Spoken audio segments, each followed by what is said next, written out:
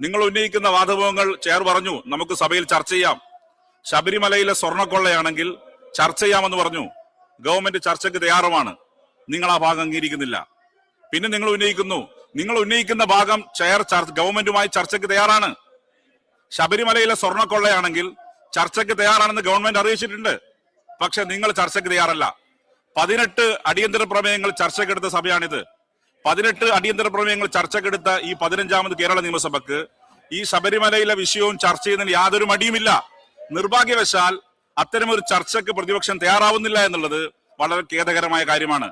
ജനാധിപത്യത്തിൽ ആദ്യമായിട്ടാണ് ഒരു ഭരണപക്ഷം ഞങ്ങൾ ചർച്ചയ്ക്ക് തയ്യാറാണെന്ന് പറയുന്നത്. സാധാരണ ചർച്ചയ്ക്കെടുക്കാതെ തള്ളുക ചെയ്യുക. പക്ഷെ വളരെ സത്യസന്ധമായി ഗവൺമെന്റ് അറിയിച്ചു ചെയറിന് ഞങ്ങൾ ചർച്ചയ്ക്ക് തയ്യാറാണ്. സ്വർണ്ണക്കൊള്ളയാണ് വിഷയമെങ്കിൽ നിങ്ങൾ നോട്ടീസ് നൽകിയാൽ ചർച്ചയ്ക്ക് തയ്യാറാണെന്ന് പല ഘട്ടത്തിലും സഭയെ അറിയിച്ചിട്ടും എന്തുകൊണ്ടാണ് ചർച്ചയ്ക്ക് തയ്യാറാവാത്തെന്ന കാര്യം വളരെ നിർഭാഗ്യകരമാണ്. ഓർഡർ. ഇവിടെ ചെയറിന് അറിയിച്ച കാര്യം പറഞ്ഞതാണ്. To the government to the chair to the opposition. ആ നിലയിൽ ഗവൺമെന്റ് ചെയറിനെ അറിയിച്ചു ഞങ്ങൾ ചർച്ചയ്ക്ക് തയ്യാറാണ്. പക്ഷെ നിങ്ങൾ ചർച്ചയ്ക്ക് തയ്യാറാവുന്നില്ല. പിന്നെന്ത് ചെയ്യാൻ പറ്റും? ഏതായാലും ജനാധിപത്യത്തിൽ ഇങ്ങനെ സഭ റക്കസാക്കുന്ന രീതി ശരിയല്ല. ഡിസ്റപ്ഷൻ ഒരു ഓപ്ഷനേ അല്ല. ഡിബേറ്റും ഡിസ്കഷനുമാണ് ഹെൽത്തി ഡെമോക്രസിക്ക് ഏറ്റവും നല്ലത്. ഞാൻ ഒരു കാര്യം കൂടി അടിവരയിട്ട് പറയുന്നു.